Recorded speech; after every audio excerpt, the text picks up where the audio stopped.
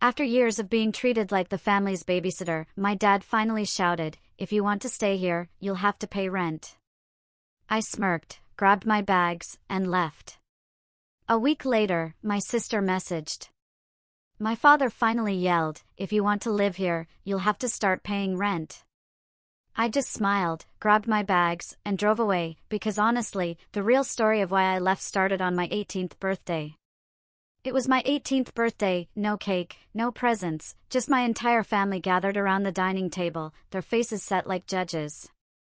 That's when my mother, Eleanor, folded her hands, the way she always did before dropping a bombshell. "We've been talking," she began, "now that you're an adult, we think it's time you started contributing more to the household." I was already working 20 hours a week at a local bookstore, maintaining a 4.0 GPA through senior year. Every dollar I earned went straight into my college fund, something I'd been building since I was 15. My parents knew this.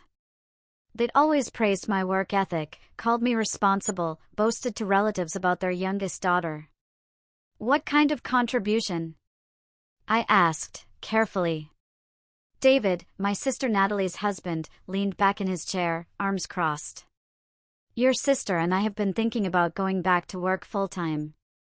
Natalie jumped in, a bright smile that didn't quite reach her eyes. "The kids need someone reliable to watch them after school. We figured since you're here anyway, you could pick them up and keep an eye on them until we get home. It would really help us out." Their children were Harper, 9, Lucas, 7, and Mia, 4. Harper often ignored instructions. Lucas threw explosive tantrums. And Mia? She needed constant supervision, exploring cabinets and making dangerous messes with cleaning supplies or kitchen utensils. "I have work," I said. "And homework. I'm taking 3 AP classes." My father, Arthur, cleared his throat. "Family comes first. Your sister needs help, and you're in a position to provide it. This is what families do for each other." The decision was already made. I saw it in their faces, how they'd positioned themselves like a tribunal. This wasn't a discussion. It was an announcement. 3 weeks later, I'd rearranged my work schedule to weekends only and requested early release from school, citing family obligations. Every afternoon at 2:30, I left campus and drove to the elementary school for Harper and Lucas, then to the preschool for Mia. I brought them back to my parents' house, helped with homework, prepared snacks, mediated fights, and cleaned up the inevitable disasters 3 kids could create in a few hours. Natalie and David arrived around 7 each evening. They never thanked me. Instead, Natalie would walk in and immediately start critiquing my afternoon. "Lucas says you didn't let him have cookies before dinner. He was really upset." Or, "Mia's hair looks messy. Didn't you brush it after her nap?" Then, the real kicker, Harper mentioned you were on your phone. "You should be engaging with them, not scrolling through social media." I wasn't scrolling. I was responding to an email from my college admissions counselor about scholarship applications. But explaining this would require Natalie to acknowledge I had my own life, goals, a future to plan. The criticism became a daily ritual. Eleanor started joining in, commenting on how I needed to be more patient, more creative, more attentive. Arthur would grunt in agreement from his recliner, never looking up from the television. David rarely spoke, but his presence felt like judgment. He'd walk past me without acknowledgement, scoop up his kids as if rescuing them from inadequate care. 8 months passed. I graduated high school 3rd in my class. Nobody from my family attended the ceremony because Mia had a dance recital. I sat in the auditorium, surrounded by classmates and their cheering relatives, accepted my diploma, and drove myself home to an empty house. The envelope from University of Michigan arrived in July, full academic scholarship, admission to their journalism program, a dorm overlooking Lake Michigan. I held that acceptance letter, and something inside my chest cracked open. Something compressed for so long, I'd almost forgotten it existed. Hope. I showed the letter to my parents that evening over dinner. Eleanor glanced at it briefly. That's in Michigan. Detroit is very far away. It's a great school, I said. The scholarship covers everything. Tuition, housing, books. I won't need any financial help. Arthur set down his fork. What about your sister? She's counting on you for childcare. We made plans around your availability. I'll be starting college in August. I assumed you knew I'd be leaving. Natalie, who'd arrived for dinner that night, my first warning sign, sat across from me, her expression shifting from surprise to anger. You can't just leave, she said. We have jobs. We have responsibilities. The kids are attached to you. They barely notice when I arrive and hardly say goodbye when I leave, I replied. And I've been doing this for free for 8 months. I need to focus on my education. You live here rent-free, David interjected. Your parents provide everything for you. The least you can do is help your family when they need it. Something cold settled in my stomach. This was the argument they'd prepared, the justification they'd constructed to keep me trapped. There are state schools nearby, Eleanor said. You could commute. Continue helping with the children. You don't need to go all the way to Detroit. I earned this scholarship. I worked for it. Arthur's face darkened. You worked for it under our roof, eating our food, using our electricity. Everything you have, we provided. You don't get to be selfish now. The argument escalated. Voices rose. Accusations flew. Natalie called me ungrateful. David said I was immature. Eleanor cried about how I was tearing the family apart. Arthur simply stared at me, disappointment etched into every line of his face. I went to University of Michigan anyway. Packed my car on a muggy August morning and drove 8 hours to Detroit. My roommate, Sophia, from Denver, studying environmental science, helped me carry boxes up 3 flights of stairs, chatting about her summer internship with a conservation nonprofit. The freedom felt disorienting at first. I could study without interruption. I could make plans without checking anyone else's schedule. I could exist in a space where nobody needed me to be anything other than myself. But the calls started immediately. Natalie phoned twice a day, texting in between. Eleanor sent long emails about how difficult things had become, how stressed Natalie was, how the children missed me. Arthur left voicemails about responsibility and family obligation. I tried to focus on my classes, Introduction to Journalism, Media Ethics, Contemporary American Literature. I joined the student newspaper, started covering campus events, made friends with other writers who understood the intoxicating rush of chasing a story. Thanksgiving break arrived like a looming storm. I drove home because refusing would have caused an explosion I didn't have the energy to manage. The moment I walked through the door, Natalie handed me a list of errands, groceries to buy, dry cleaning to pick up. Since you're here, she said, as if my presence was convenient coincidence. I spent Thanksgiving Day watching her children while the adults ate dinner. They brought me a plate afterward, the turkey cold, the mashed potatoes congealed. Lucas spilled juice on my sweater. Harper complained I wasn't fun anymore. Mia cried because she wanted her mother. December brought final exams. I stayed on campus, telling my family I couldn't afford to miss study sessions.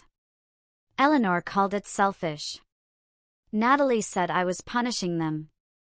Arthur stopped answering when I called to wish everyone Merry Christmas. Spring semester started with new courses and a position at the newspaper as a staff writer. I covered a protest downtown, interviewed organizers, wrote an article that got picked up by a local news website. My journalism professor called it promising. My editor assigned me more stories. My family didn't ask about any of it. When I mentioned the article, Eleanor interrupted to talk about Lucas's soccer game. When I tried to tell Natalie about making staff writer, she cut me off to complain about the babysitter they'd hired, how expensive childcare was, how much money I was costing them by being unavailable. You could transfer, she suggested. Come back home. We'd even pay you a little for watching the kids. I have scholarships here.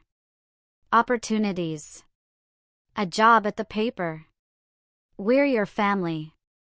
That should matter more than some college newspaper. Spring break came, and I drove home again, despite my instincts screaming at me to stay away. The visit was a disaster from the first evening. Natalie had scheduled me to babysit every single day without asking. Eleanor had invited relatives over specifically so I could help cook and clean. Arthur barely spoke to me, except to make comments about how college was making me forget where I came from. On the third day, I woke to find David in the kitchen, scrolling on his phone. Your sister's really struggling, he said, without preamble. This babysitter situation isn't working out. The woman we hired doesn't do things the way you did. I'm a student, not their nanny. Your family, there's a difference. Family doesn't demand I sacrifice my future for their convenience. He set down his mug with deliberate care. Convenience? We have careers, bills, responsibilities. You're a kid playing journalist at some expensive school, living in a fantasy world where nothing matters except what you want. I left 2 days early. Didn't say goodbye. Just loaded my car before dawn and drove back to Detroit. The angry messages started before I hit the highway. Texts from Natalie calling me selfish. Voicemails from Eleanor about breaking her heart. A long, cold email from Arthur about respect and gratitude. I stopped responding, focused on my classes, my articles, my life in Detroit. I made friends who invited me to study groups and coffee shops. I started dating Adam from my contemporary American literature class, a guy who wrote poetry and made me laugh. I attended concerts and art exhibitions and poetry slams in neighborhoods I'd never heard of. Summer arrived, and I stayed in Detroit. Found a sublet near campus, got an internship at a community newspaper covering local government meetings and neighborhood events. The work was unglamorous but educational. I learned how to file Freedom of Information requests, how to read city budgets, how to ask questions that made officials uncomfortable. My family stopped calling regularly. The silence felt like relief and abandonment in equal measure.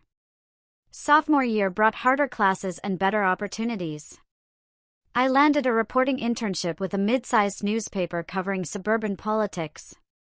The editor liked my work enough to keep me on part-time. I wrote about zoning disputes, school board meetings, local elections. I went home for Thanksgiving again, a decision I immediately regretted. Natalie had recently had a fourth child, a daughter named Zoe. She handed me the infant within minutes of my arrival.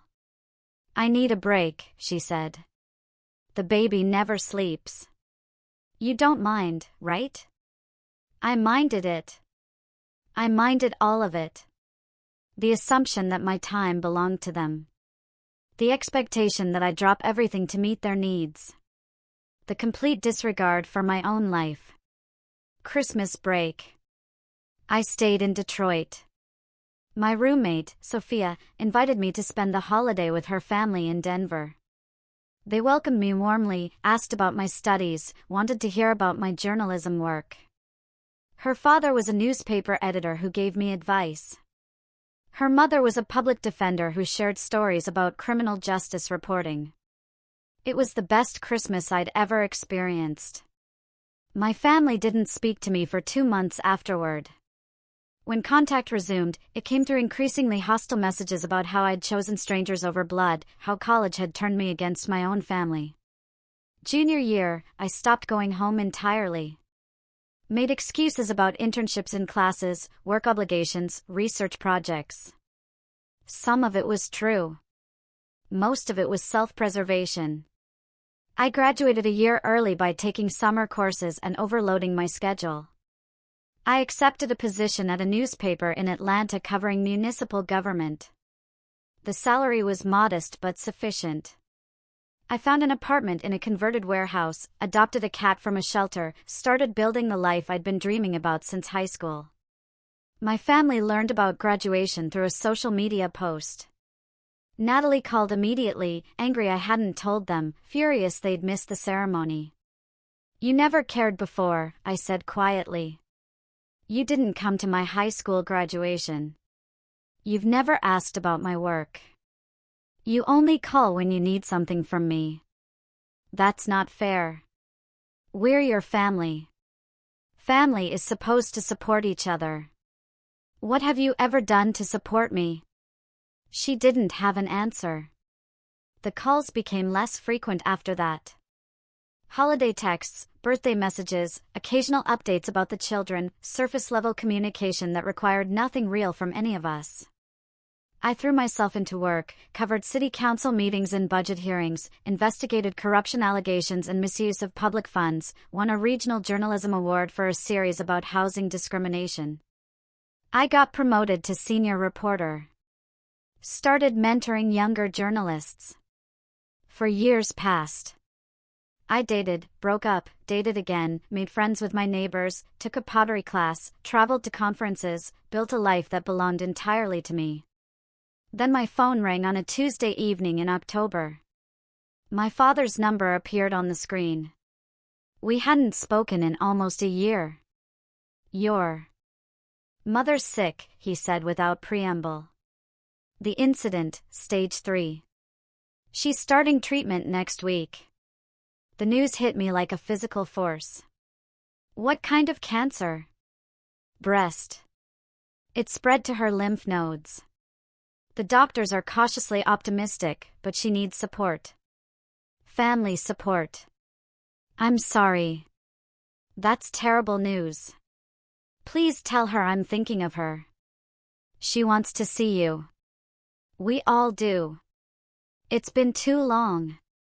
3 days later, I drove back to my hometown for the first time in years.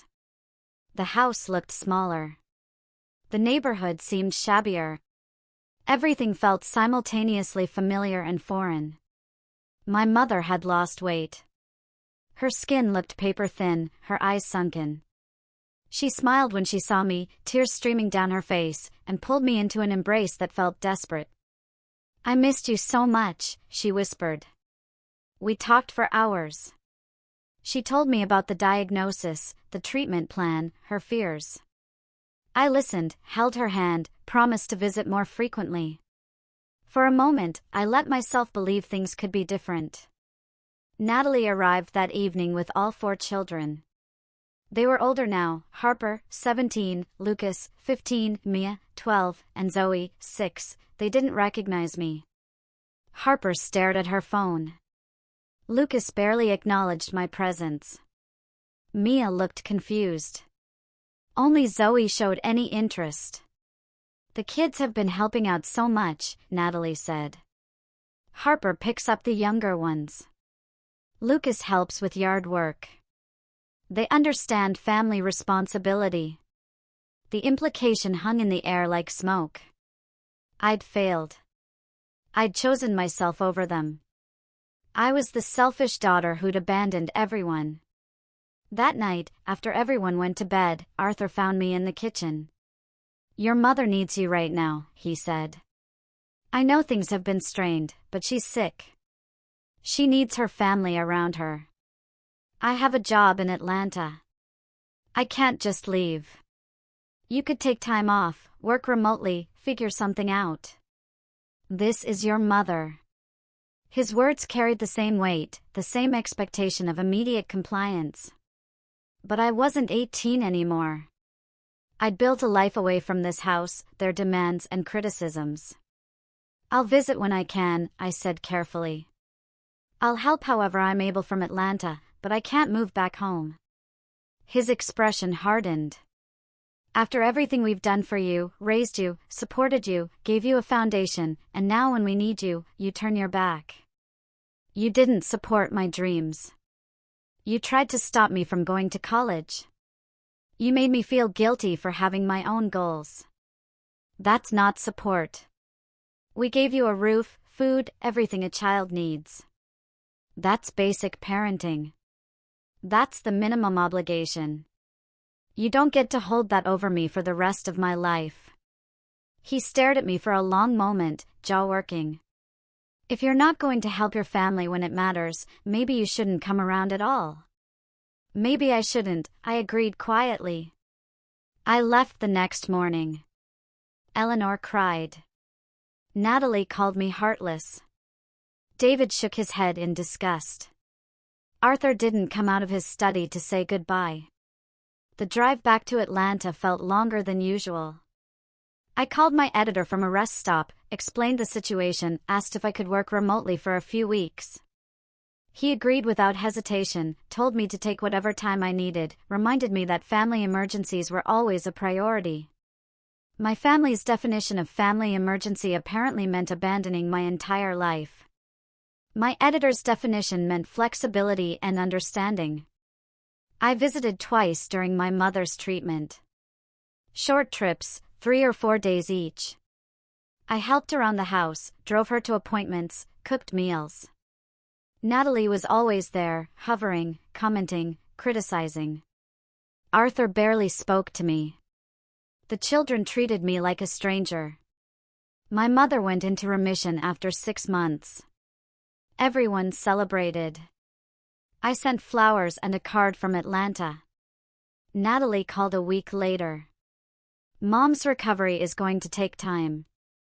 She needs help around the house. Dad's not getting any younger. We thought you could move back for a few months, just until she's stronger. I have a job, an apartment, a life in Atlanta. Your career can wait. Mom can't. She has you. She has Dad. She has 4 grandchildren living nearby. She has an entire support system. But she wants you. Don't you care about what she wants? I care about what I've built. I care about my career and my independence and my right to make my own choices. You're so selfish. You've always been selfish. I hung up, blocked her number, blocked my father's number, kept my mother's contact but stopped answering calls unless they were emergencies. 2 years later, I got engaged to Ethan, a public defender I'd met through work. He was kind, funny, and respected my need for independence. He didn't expect me to sacrifice my ambitions for his convenience. He celebrated my successes instead of resenting them. I sent my family an announcement. Eleanor called, crying happy tears, asking about wedding plans. Natalie texted, asking if I expected them to travel to Atlanta for the ceremony. Arthur didn't respond at all. We got married in a small ceremony at a botanical garden. Sophia was my maid of honor. My editor attended. Colleagues from the newspaper came. Ethan's family flew in from Texas. My family didn't show up. Eleanor called the day after, apologizing. She'd wanted to come, but Arthur refused. Natalie said it was too expensive to bring all the kids. They sent a card with a check for $50. I deposited the check and never mentioned the wedding to them again. 2 years passed. I got promoted to investigative reporter, started working on longer-form projects, deeper dives into systemic issues. Won another journalism award. Ethan made partner at his law firm. We bought a house in a neighborhood near the river, adopted a dog to keep the cat company, hosted dinner parties for friends. My life was full and rich and entirely separate from my family. Then, on a cold February evening, Arthur called from a number I didn't recognize. It had been nearly 2 years since we'd last spoken, that conversation about inheritance and family obligations ending with mutual hostility. "We need to talk," he said. His voice sounded strained, older. "About your future with this family." "I don't have a future with this family. You made that clear at my wedding. You're being dramatic. We're still your parents. This is still your home. That house stopped being my home when I was 18, and you treated me like live-in help instead of a daughter. We needed your help. Your sister needed support. That's what families do. Families also celebrate each other's achievements. They show up for important moments. They don't punish people for wanting their own lives. His breathing sounded heavy. Your mother misses you. She talks about you all the time. She could call me, visit Atlanta, meet my husband, but she won't because you won't allow it. Silence stretched. Then if you want to maintain a relationship with this family, you need to make more of an effort. Come home more often. Help out when we need it. Stop acting like you're too good for us. Something inside me went very quiet and very still. I need to make more effort? I'm the one who left because you treated me like an employee instead of a daughter. I'm the one who got guilt-tripped for going to college. I'm the one who missed holidays because you couldn't accept my choices. And now you're telling me I need to make more effort? We raised you. We deserve respect. You deserve what you've earned. And what you've earned is a daughter who lives 8 hours away and doesn't come home for holidays. His voice turned hard. If you want to continue living like we don't exist, maybe we should make it official. If you're not going to be part of this family, you don't get the benefits of being family. What benefits? You didn't come to my wedding.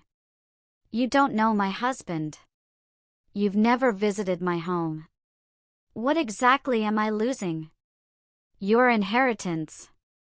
For one thing, your mother and I have been discussing our estate plans. We're thinking about leaving everything to Natalie. She's been here helping, being a real daughter. The threat was supposed to devastate me. It was supposed to make me panic. Cave, come running back to play my assigned role. Instead, I laughed.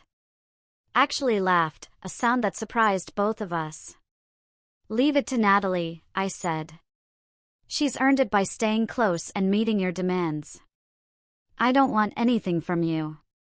I built my own life, made my own money, created my own success.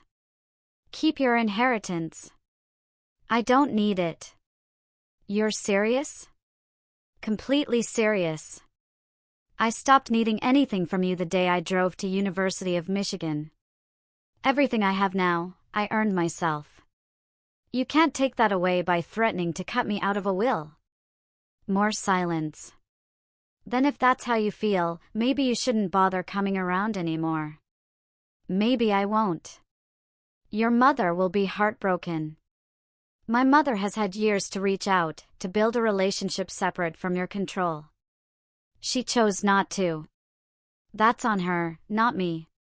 You're making a mistake. Family is everything. Family is supposed to be a source of support and love. You turned it into a weapon to control me. I'm done being controlled. I hung up, sat in my kitchen with my phone in my hand, my dog's head resting on my lap, my cat purring nearby. Ethan came home 20 minutes later and found me staring at nothing. What happened? He asked, concern flooding his voice. I told him about the call, the threats, the ultimatums. He listened without interrupting, then pulled me into his arms. I'm sorry, he said quietly. I'm sorry they can't see how amazing you are. I'm sorry they spent your whole life trying to dim your light instead of celebrating it. We stood there in our kitchen, in the house we'd bought together, in the life we'd built from scratch. Outside, snow was falling, covering the city in fresh white silence. Inside, I felt something release, some final thread of hope that things could be different. My family couldn't change. They didn't want to change. They wanted me to shrink back into the role they'd assigned me. To prioritize their needs above my own dreams, to sacrifice my future for their convenience. I couldn't do it anymore. Wouldn't do it anymore. 3 weeks later, I received certified mail.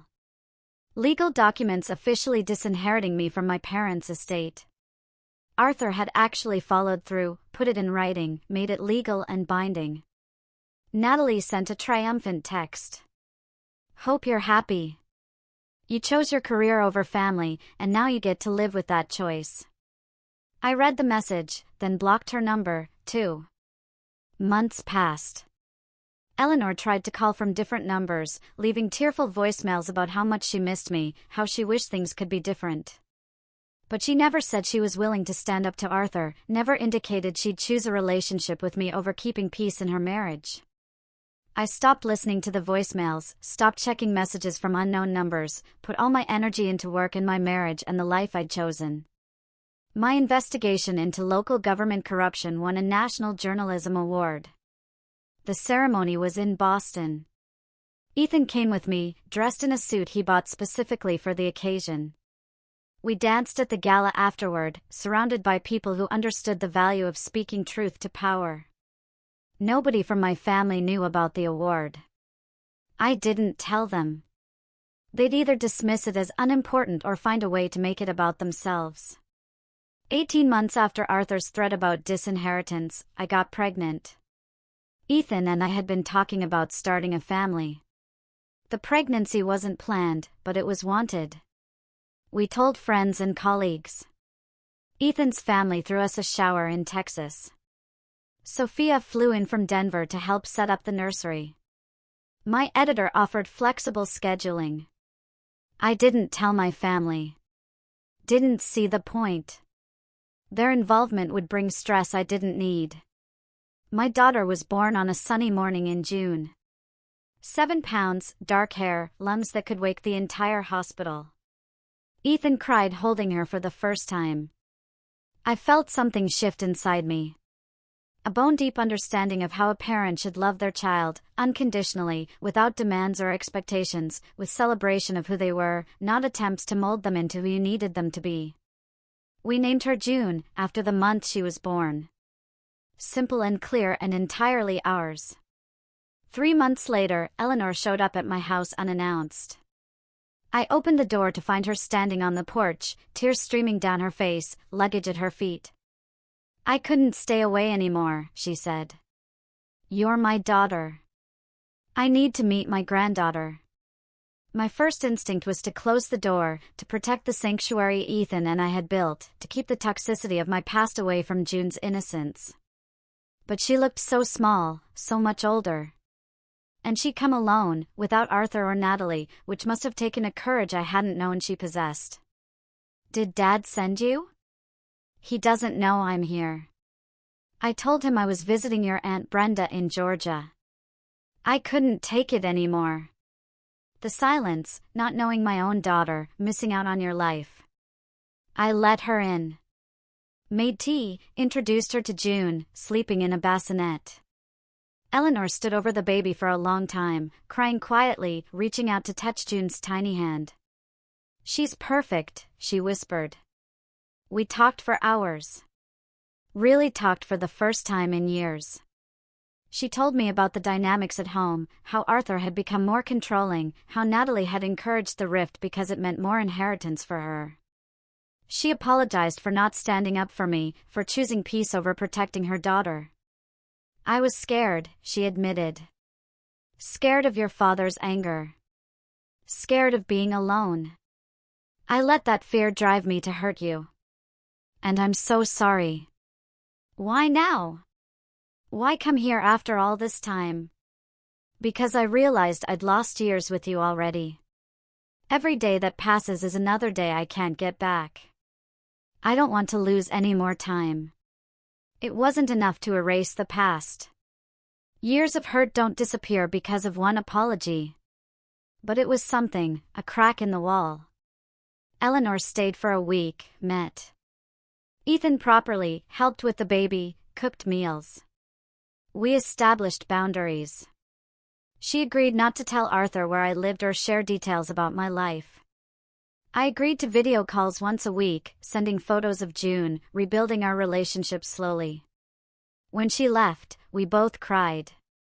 But this time, the tears felt different. Less like grief, more like cautious hope.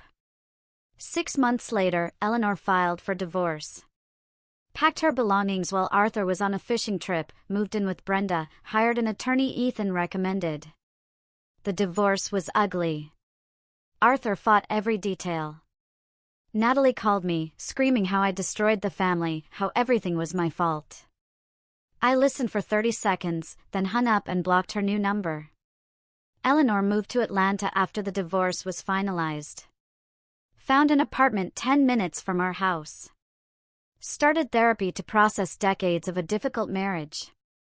Built a relationship with June that was loving, healthy, and completely different from how she'd parented me and Natalie. I can't undo the past, she told me one afternoon. I can't give you back the years I failed you, but I can do better now. I can be the mother you deserved all along. It wasn't perfect. We still argued sometimes, but we were trying.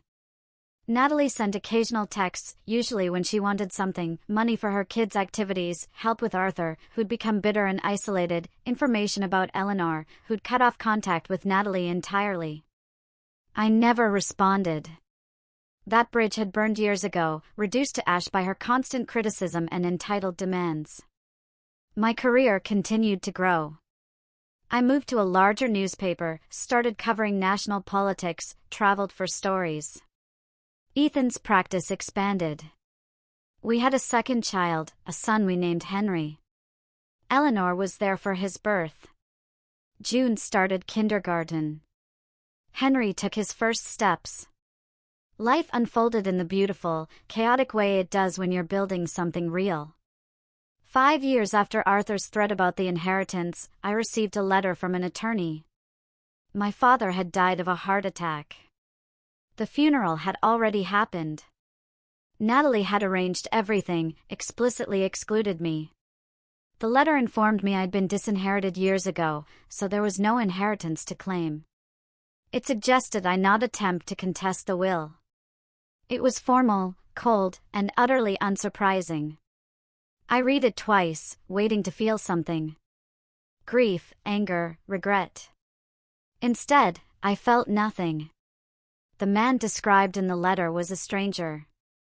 Whatever relationship we'd once had died years ago. Eleanor cried when I told her, not for her ex-husband, but for the finality of it. "Do you wish you tried harder?" she asked. Reached out one more time? I thought about it honestly. No. I spent 18 years trying to earn his approval. I spent years after that trying to maintain a connection. He made it clear, over and over, that love was conditional. That acceptance required sacrifice.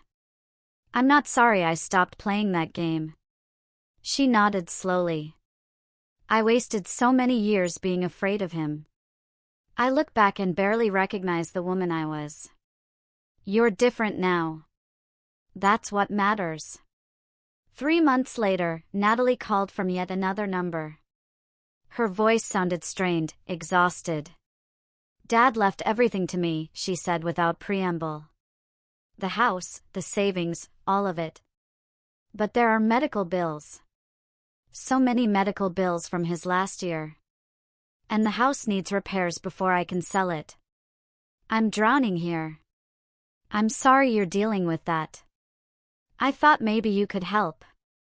Alone, just until the estate settles. You're doing well, right? Your fancy journalism career must pay decently." No. Silence. Then, no. Just like that? "I'm your sister. You're the person who called me selfish for going to college. Who criticized everything I did. Who celebrated when Dad disinherited me. You made your choices, Natalie. Now you get to live with the consequences. Please. I'm desperate. The kids need things. David lost his job. We're barely keeping our heads above water. That's terrible. And I genuinely hope things improve for you, but I'm not your solution. I'm not your backup plan. I'm not the person you get to use when it's convenient. I'm begging you. You should have thought about that before spending years treating me like garbage. Goodbye, Natalie." I hung up, blocked the number, told Ethan about the call. He held me while I cried. Not for Natalie, but for the sister I'd wished I could have. The family I'd wanted but never received. "You made the right choice," he said quietly. You know that, right? You don't owe them anything. I know. It just still hurts sometimes. That's because you're a good person. The fact that it hurts means you haven't let them turn you cold. That's a victory, not a weakness. Last week, June asked about my father. She'd been learning about family trees. Wanted to know about her grandparents. I told her the truth, age-appropriate but honest. That my father and I had a difficult relationship. That sometimes families don't work out the way we hope. That it's okay to choose distance from people who hurt us, even if they're related by blood. But you have Grandma Eleanor, she said. And she's really nice. She is, and that's what matters. We build family from the people who love us well, not just the people we're related to. Do I have to love someone just because they're family? No, sweetheart. You get to choose who deserves your love. You give it to people who treat you with kindness and respect. She thought about this seriously. Then I love you and Daddy and Grandma and Henry and my friends at school. That's a great list. Looking back, I don't regret leaving. I don't regret choosing University of Michigan over staying home. I don't regret building a life in Atlanta, marrying Ethan, having my children far away from the toxicity I grew up in. Some people might say I'm selfish, that family should come first, that I abandoned people who needed me. Those people don't understand what it costs to stay in a situation that slowly erodes your sense of self. They don't know what it's like to be valued only for what you can provide, not for who you are.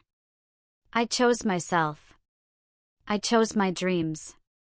I chose a future that belonged to me instead of one dictated by other people's demands. And in doing so, I built something better than I ever could have had if I'd stayed. A life filled with purpose and love and relationships built on mutual respect instead of obligation. Arthur thought threatening to disinherit me would bring me to heel. He thought taking away my inheritance would devastate me, force me back into the role they had assigned. He was wrong, because by the time he made that threat, I'd already inherited something far more valuable than money or property. I'd inherited my own future. And nobody could take that from me. What would you have done?